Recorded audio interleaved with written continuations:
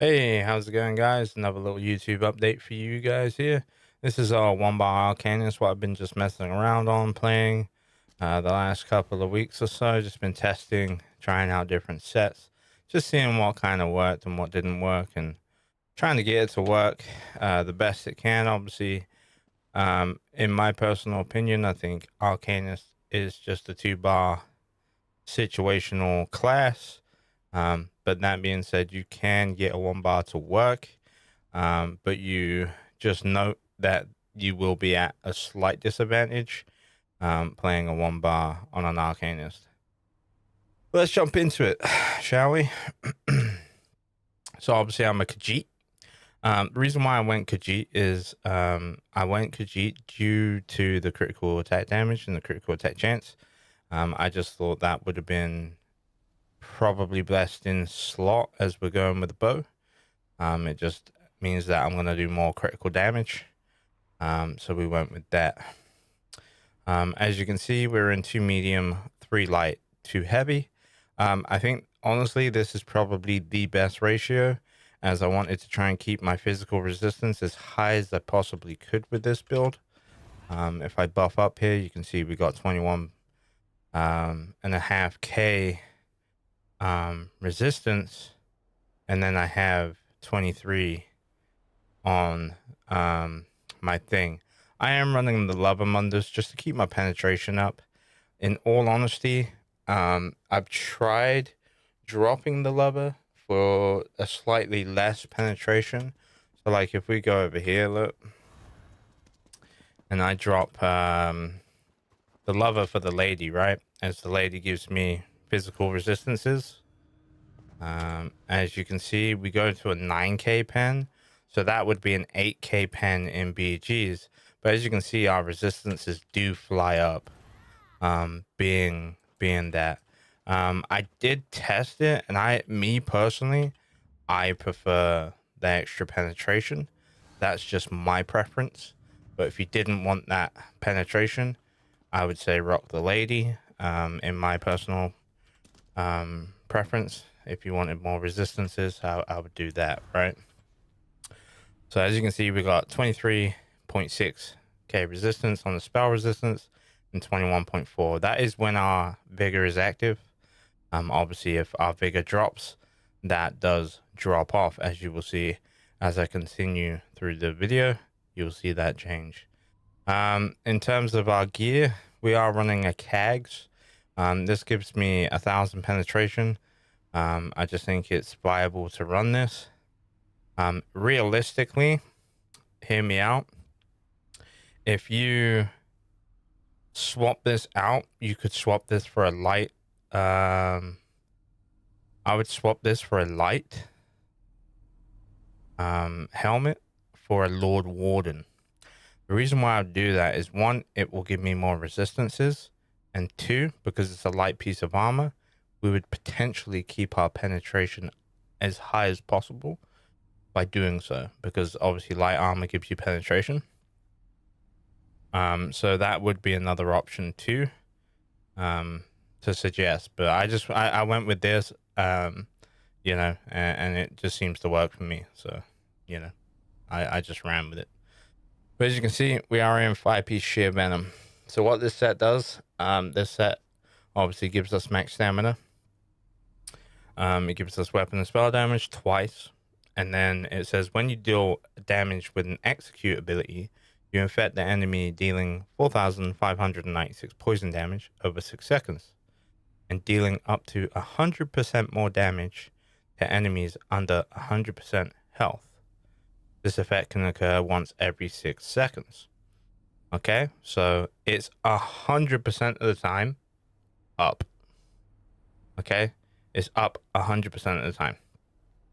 Because if you read it, it does damage over time for 6 seconds.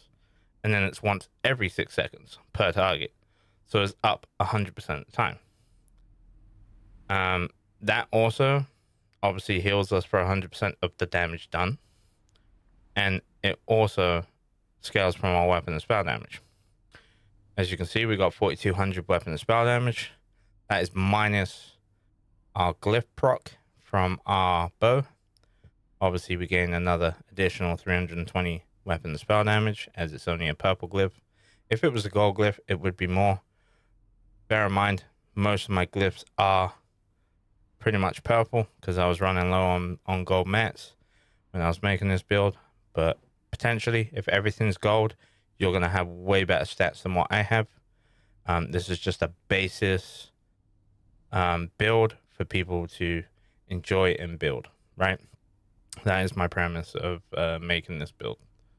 You know, there's so many people that play 1-bar builds and, you know, don't want to go in PvP because they don't have a 1-bar build. So here's me trying to make 1-bar builds for you. But yeah, second set, I did try Way of the Fire, as you can see in my inventory. If we type in fire, you can see I have Way of the Fire here. We did test it. I didn't typically like it. I think sustain wise, we have way better sustain with Wretched.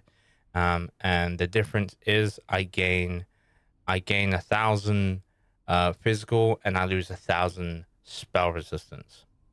Okay, physical's not really too much needed, and the reason why I say that is because normally majority of the stamina users out there are using Dizzy and Swing, and me being a player, what I've been playing for a while, if someone's Dizzy and Swinging me, I just walk through them.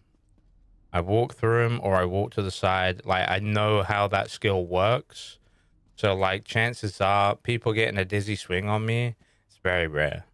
You know, and if they do, it doesn't hurt half the time because half of them are built so tanky. It's just they do no damage anyway, right?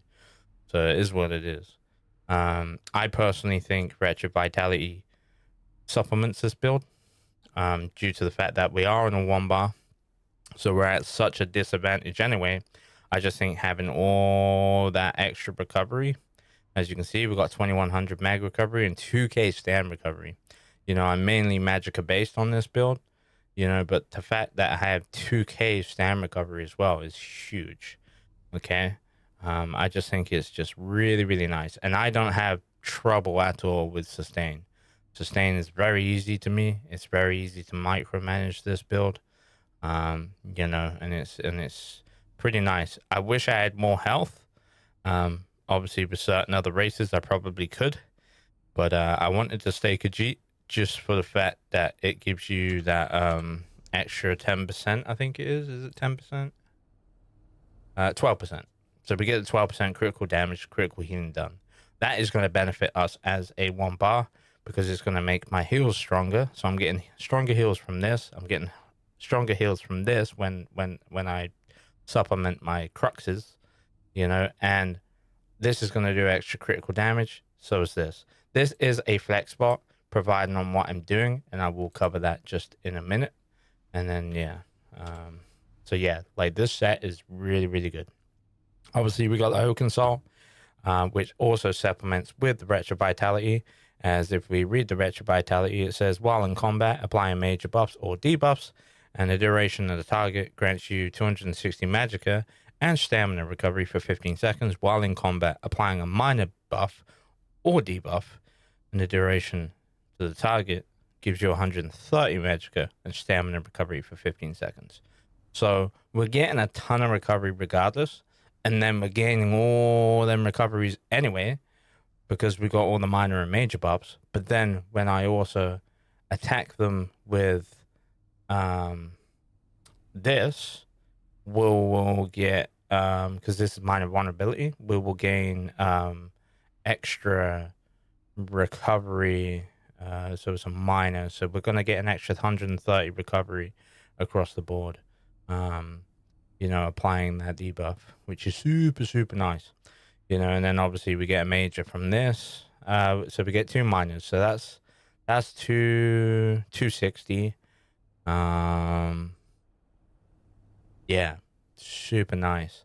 So I really do like the set. It's really, really good for this build. But yeah, Oaken Soul, super nice. But let's cover the traits anyway. So obviously with the Keg's Helm on a medium trait, I would say actually supplement this out for a Lord Warden helmet. This is just what I'm probably going to do. I feel like the 11k pen is not really needed. long as you try and hit the 10K mark, you're good, right? If you've got 10K pen, you know, I'm gonna try and change this out for a light warden, and I'm gonna see where I sit at. I personally think it's probably the way to go.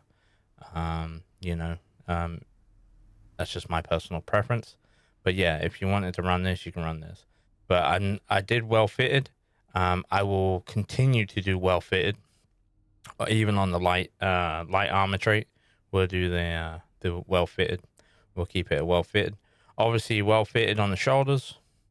Okay, these all tri stat, and then we have a reinforced chest on heavy, and then I have light gloves on impen.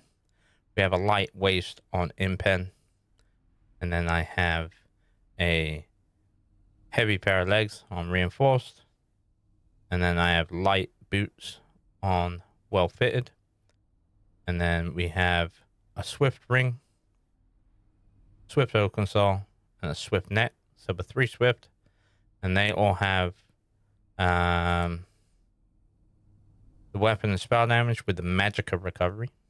Okay, and then with the bow, I take sharpened with a weapon and spell damage. Reason why I take weapon and spell damage over poison and stuff like that is because realistically, I don't need the pressure from the other stats effect. I could go fire and get a secondary stats effect. Realistically, I don't typically need it. The reason why I do weapon and spell damage is because it then overall increases what I get back from sheer venom, and then it overall increases my penetration and my damage, and just overall damage of the build, right? In terms of our blue tree, we got deadly aim. This is increasing my poison injection. It's increasing my toxic barrage. It's also increasing the rune blades. Even though we have the rune blade, but also does area damage, it will still increase the single target damage to that one person that we're hitting, and it will also increase you know, just overall single target damage of them 3 abilities. So yeah, real strong to have that extra 6% damage for single target. Obviously, I take fighting finesse. This will stack with our race. So obviously, I've got 12% being a Khajiit, and then we take that to 20% with the fighting finesse. So it gives me 20% critical damage and critical healing done as they do stack. So that is super, super nice and super handy. Unassailable. All this is doing is giving me 6% flat damage reduction to area effects. So that could be siege, it could be AoE, it could be people doing like spin the win and like big mass AoEs, like just anything AoE related, right? Like I'm going to take 6% less. And then we have Duelist Rebuff. This is single target attacks. So we're getting 6% damage reduction to single target attacks too. That's super nice. Red Tree, Survival Instincts. This is standard bread and butter. You know, you definitely want that 25% reduction cost. It's just nice to have. It's silly not to take it. I then take Sustained by Suffering. Okay. This is just super nice. I then have Rejuvenation, and then I have Celerity. You can change Rejuvenation. It is more of like a flex spot. So if I take that one out and we put Pain's Refuge here instead, as you can see, our recovery does fall a little bit by 200 odd. You know, we lose about 200 recovery, but you know, we will essentially become a little bit more tankier. I just personally prefer the recovery, as this build is a little bit more dodge rolly and a little bit more just enjoyable to use when you have that little bit higher recovery. That is just my personal preference. You know, so I end up just not running Pain's Refuge, and I ended up just running the double recoveries, just to get that extra stat recovery, which is super nice, and it does help with the build, and it does supplement the build quite nicely. So yeah, we went with that. And then Celerity is just giving us 10% movement speed just overall. Just super nice, and that pairs obviously with the 3 swift. Yeah, so if we read the Swift, we're getting 6% from the two purple rings, and then we're getting the 7% from the Oakensol. So that's 12. That's 19 plus 10. So that's 29% movement speed, what we're getting from this. If these were gold, they would be 7%, I think, at gold. I wonder if I've got a Swift ring in gold, just to clarify the number of it. I don't know if I have or not. Do do do. Do do do do do. No, I don't have. I'm pretty sure it's 7%. I'm pretty sure the Oak and Soul class is as gold, so technically that would be, so let's just say for argument's sake that's 7%, right? So that's 7, 14, uh 14, 21, right? 21 plus the 10, so that would be 31%. Okay. So yeah, super nice to have, good to have. Obviously green tree doesn't really come into it too hard, but I ended up going with liquid efficiency, rationer, Steve's blessing, and gifted rider. That's just my personal take for Cyrodiil. You can do wall mount if you choose to. That is entirely up to you. That is entirely your choice. Obviously, we got the love among us. We are a stage 3 vampire. But let's go ahead and jump into the skills. Obviously, with the skill, we have the rune of a canny adoration. Okay. This one, I did try the other iteration of this skill. So with the other iteration of this skill, which is the rune of Colossus pull, that one will add brittle.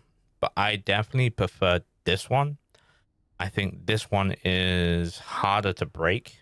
And I think this one is just overall just better for this build. I just think it supplements the build very nicely, and it does help. I did try the one with the minor brittle as well, and I just felt like you weren't really getting more damage out of it.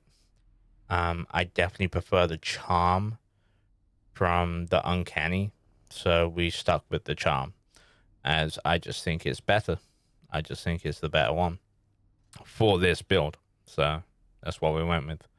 Obviously, second skill, we take Impervious Ward.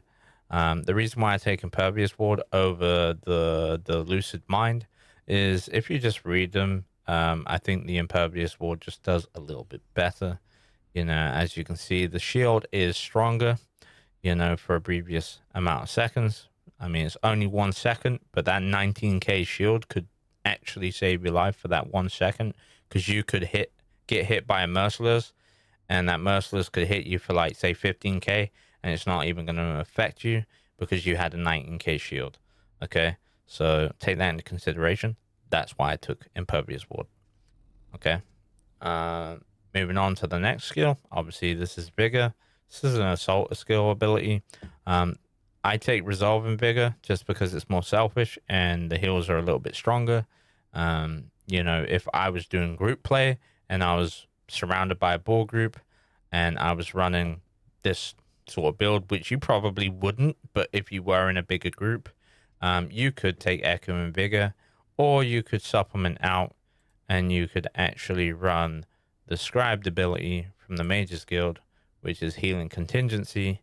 And I would actually say run that if you can sustain it, because that is a phenomenal skill when you're around people.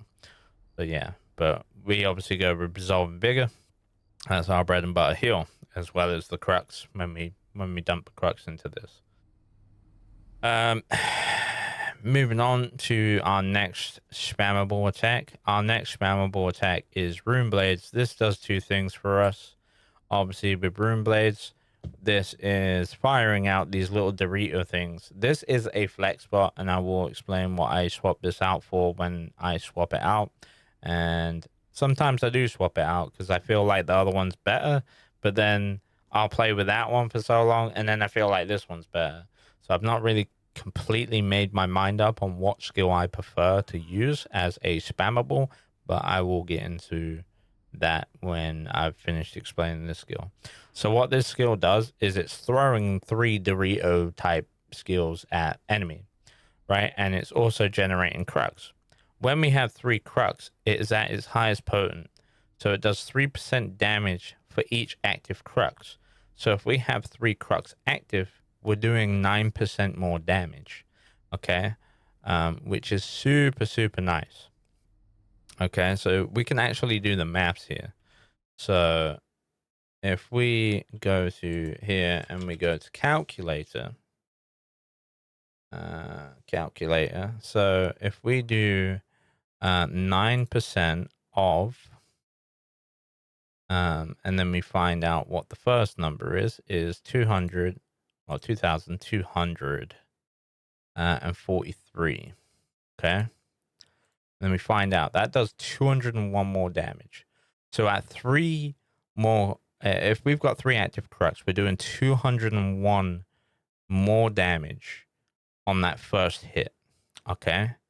Now, if we do 9% of the second iteration of that damage, which is 2468, was it? Yeah, 2468. And then you find out that that's doing 222 on the second hit. Okay. And then on top of that, if we do the last number, which is 9% of 2,798, it's doing 251 damage more. Okay. So we're getting 9% more damage of that base stat primary number. Okay. From hitting these. That also being said, if you read, it says the last rune explodes, dealing damage to all enemies within 8 meters of target. This is what makes it really nice to use, is because it's not just doing damage to that one guy, it's also doing supplement damage to everyone around him. So, I mean, that's why I typically like that skill, but I've still not made my mind up fully on using that skill. The other skill, what I do swap it out for from time to time, is Shock and Soul. So Shock and Soul is doing shock damage, and it's creating and generating a crux for me. So if I go over here real quick, I'm going to just hit the little thrall guy. As you can see, I'm generating my cruxes. This is very important on a 1-bar Arcanist, because we want to generate our crux so we can dump this heal. Okay, we need to be able to generate cruxes in order to dump that shield heal. I just got 11k from that shield heal. But as you can see, the numbers aren't that bad on spammable. Bear in mind, you can spam this one for a bit, get your mag back. You can then spam that one again, and it's just rinse and repeat on spams. That's literally what it comes down to. But yeah, very important that we generate our crux. So I do swap it out from this from time to time. I'll have this all listed down below. Our last skill is our bread and butter. This is poison injection. Obviously, as you read it, it says do 3,740 poison damage and then an additional 11,210 poison damage over 20 seconds. Deals up to 120% more damage to enemies under 50% health. That also plays with this. So obviously, because we're using that and because it's a execute, okay, works as an execute, as you can see, deals 120% more on the enemy's health. So that becomes an execute. And obviously, because it's a spammable, we're doing a ton of damage with sheer venom because of that. So yeah, super, super nice. And then with our ultimate, your classic bread and butter, machine gun, poison, disgracefulness, just burn and melt people, dude. Toxic Barrage. This ultimate is just so strong. Super, super strong. I think it's just a quality life for a bow. Yeah, I think it's very, very, very, very, very, very strong. If I get my weapon buff from this, as you can see, it damage does spike up to 62k and 35 poison over 8 seconds. So super strong, does a lot of damage. It is fantastic. Yeah.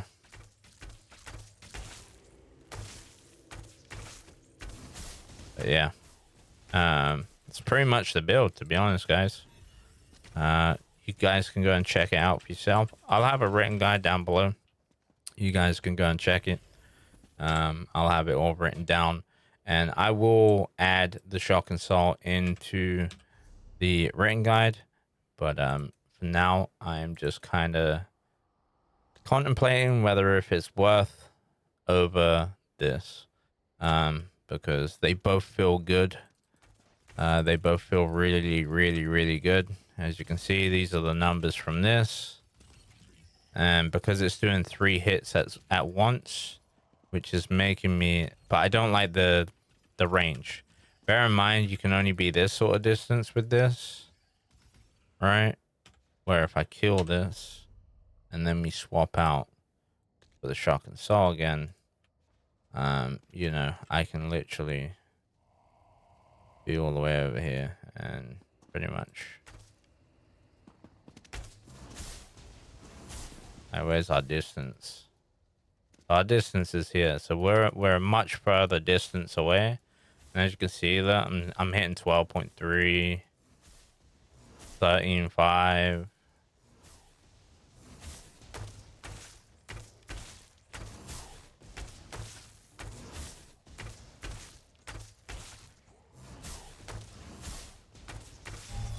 But look at them poison ticks, dude. Look at them poison ticks. 3.2. Yeah. Kind of nasty. Kind of nasty. It's fun. It's fun to play. I've been enjoying it. But yeah, I'll leave it all down below in the description below. You guys can check it out. One more thing that I want to state with a bow. This is just my personal opinion. I think that they should change ballista. I kind of want to get this point across, and I want people to try and get on board and agree with this, because I think it would be a really nice change, and I think it would be really, really nice for the game to have that change. So obviously Ballista and Toxic Barrage are both single target, okay? Neither one of these are AoE. They're both single target, okay? I think that they should change Ballista for something like Volley, okay? So obviously Volley does like a big AoE, okay? It does, what, an 8 meter, this is a 5 meter, 7 meter radius AoE, okay? I think that they should do something like that. Call it Rain of Arrows, okay? I'm even giving them the name. Like, I've even come up with a name and everything. The concept of this is just brilliant. So, like, call it Rain of Arrows, okay? Make it do an 8 meter radius of poison damage. So if we take Toxic Barrage, for example, as you can see, it does poison damage for 56k over 4 seconds. And then after dealing the damage, you poison the enemy, dealing an additional 32k poison damage over 8 seconds after 1 second delay. Okay. This is super strong. I think if they make this an AoE, right? Get rid of Ballista, create Rain of Arrows, make it an 8 meter radius hellfire of Rain of Arrows, right? So like a big giant load of like arrows come flying down in a massive AoE radius. This is just my personal preference, my personal opinion, what I think that they should change with the bow ultimates. Keep Toxic Barrage. Toxic Barrage is great. It works. It's fantastic. But having 2 single targets is kind of just silly in my opinion. So make the other one AoE. Call it Rain of Arrows. Make it poison damage. Okay? So rather than it saying doing 56,000, as you can see here on Toxic Barrage, cut that in half. Let it do 25 to 30k on the initial hit. And then with the poison over the 8 seconds, allow it to do, say, 20,000, right? So it's a lot less pressure than this single target pressure.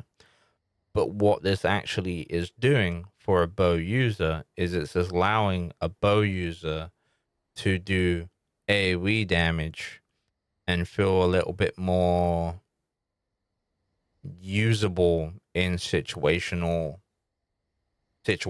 whether that be trials, whether that be dungeons, whether that be PvP, battlegrounds, IC, wherever. I think it would be a good change, and I wouldn't bat an eyelid if you cut that first initial hit in half, and then cut the poison down by 10k, for the AoE version, because I think that's fair, because you're given that 8 meter radius, and that's where you lose all that extra pressure damage, but you're gaining all that extra damage to other targets. And I think that would just be nice. I think it would be a good change. Let me know about the changes down in below, if you think that would be a good change for the bow, because no one uses ballista. I want people to understand that. Like, people really just do not use ballista. If they're gonna choose one, that chances are they're taking toxic barrage, because it just does more. It's better. It's situationally better. Yeah. So, let me know. Let me know down below. Let me know down in the comments. And I'll see you all next time. Have fun. Take care.